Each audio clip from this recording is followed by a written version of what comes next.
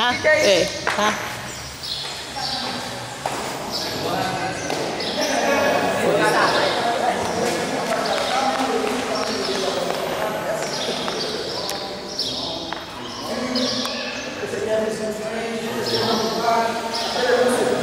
Leguei, eu já mostrei explicar, o mesmo carinho, o mesmo respeito que vocês tiveram com a minha turma, essa é a minha família, tá bom? Vamos Sai do cubo! E aqui? Vamos dizer para eles, vamos? Eu preciso de Você precisa de mim. Nós precisamos de Cristo até o fim. Pai nosso que estás no céu, santificado seja o vosso nome. Venha a nós o vosso reino. Seja feita a vossa vontade, assim na terra como no céu. O pão nosso cada dia nos dai hoje. Perdoai as nossas ofensas, assim como nós perdoamos aqueles que são ofendidos.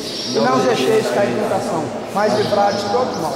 Senhor, meu Deus, eu te agradeço a presença dos meus irmãos, dessas famílias, e que sim, ó Pai, só possa dar o conforto para aqueles deus de mau mundo que não vão ficar aqui presente.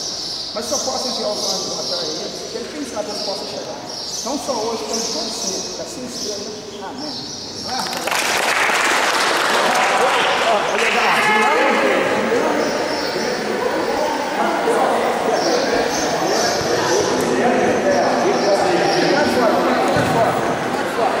O Matheus é o mais bonito!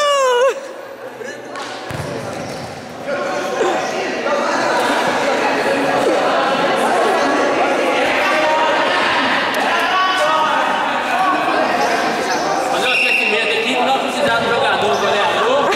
Eu, viu? Goleador. Isso. Olha lá, Matheus. Você vai pegar na bola. Ô, Bruno. Ô, Bruno. Avisa o pessoal aí que é perigoso machucar. Avisa o pessoal aí que é perigoso machucar. Isso, cuidado, hein?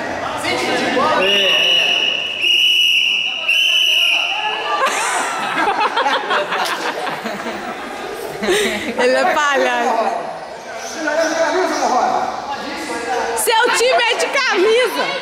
Ele é forte. Gabi, se você não sair a bola, você vai perder. Olha, olha. Chuta a bola, Vamos. uma vez. Ô, Davi, você vai começar.